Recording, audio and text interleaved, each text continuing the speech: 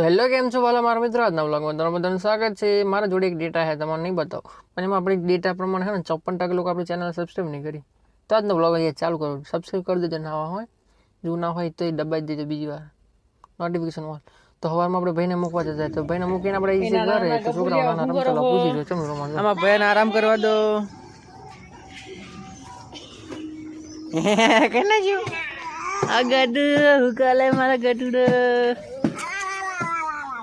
છોકરાઓ તમારે આપણે જઈએ છીએ માસીના ઘરે, તો માસીના ઘરે મારી કૂતરું નાનું હોય ને એમાં તો રોજ મસ્તી કરે, જો કાઢવા સારું બૂટ પહેરે ને તો કાઢે નહીં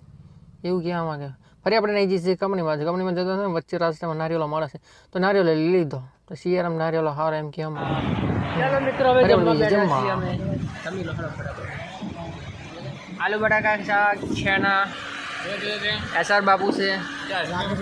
તો ફરી આપણે આવી જઈએ છીએ રૂમ પર નહીં ઘરે જાઓ તો ઘરે વચ્ચે સારું સસ્તું ને શાક મળતું હતું, આપણે શાક પછી લઈ લીધું, શું લીધું ડુંગળી બટાકા લેવાનું લખવાનું એવું લીધું। તો ઘરે આવી જશે, ઘરે આવીને તો ખાવા રેડી થતું, તો ખાવા બેસી આપણે દાળ ભાત ને ખુશડી એવું બધું।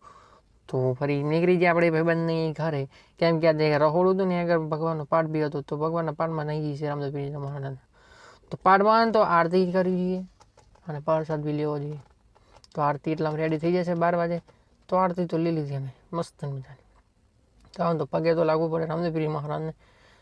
તો ફરી આરતી લઈ લીધી ને આરતી ફરી થોડી વારમાં પ્રસાદ પણ આવી ગયો, એમાં આપણો ફેવરેટ હોય ને તો પ્રસાદ તો આ મહાપ્રસાદ, એમાં તમારો ફેવરેટ હોય ને તો કમેન્ટમાં કરજો હા કે ના।